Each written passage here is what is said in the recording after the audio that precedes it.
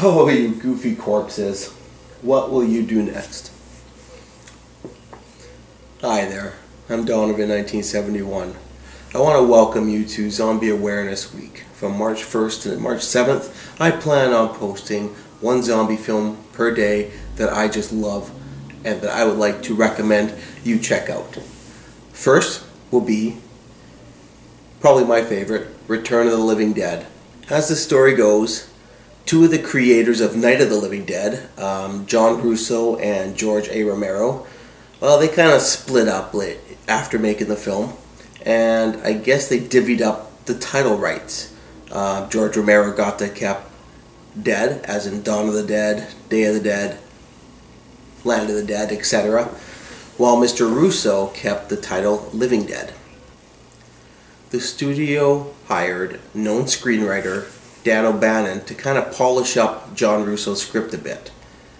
Well, when the director they originally hired kind of backed out or decided not to take the project, that was actually Tobe Hooper, who was the director of Texas Chainsaw Massacre. He went to another project, so Dan O'Bannon took over as director. The studio asked Dan O'Bannon, hey, would you like to direct? He said, sure. So this is the only project Dan O'Bannon has ever directed. Now, before you say, well, no wonder, he really was a great screenwriter. He was responsible for writing characters like in the Alien franchise, Ripley. You wouldn't have had a Ripley without Dan O'Bannon writing her dialogue. Total Recall.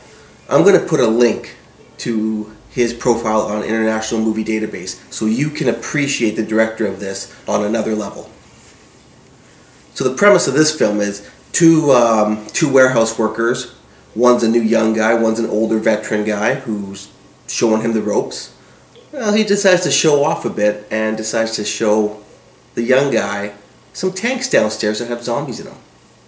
You know, he claims the movie Night of the Living Dead really happened, but the army hushed it up. You know, said he'd sue the producers or director of Night of the Living Dead if, you know, they told the story. So they had to kind of change it up a bit. You know, make it like a satellite outer space thing instead of, you know, military based.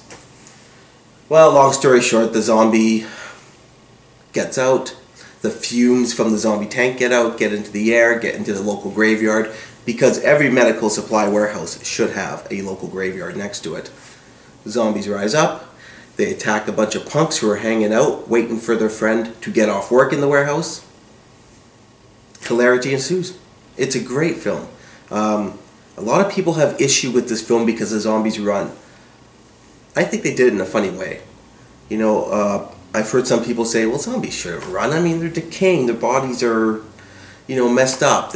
How do they have the ligaments, the muscles to pull off running? My question would be, they're dead.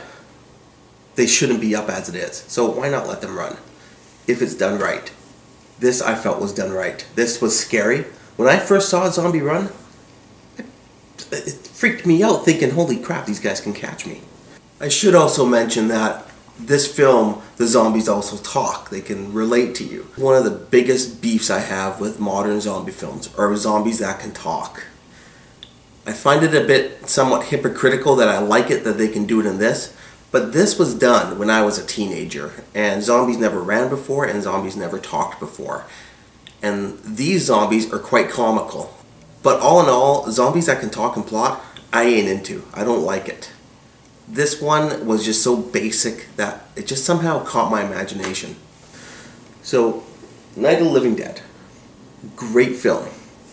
This is from one of the creators, and I really enjoy this. I think Dan O'Bannon did a great job. If you ever get this video, watch the commentary with Dan O'Bannon. The guy is so eccentric.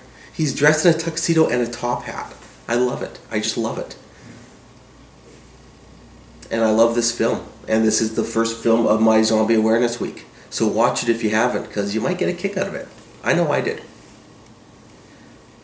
We'll see you tomorrow. Don't get bitten.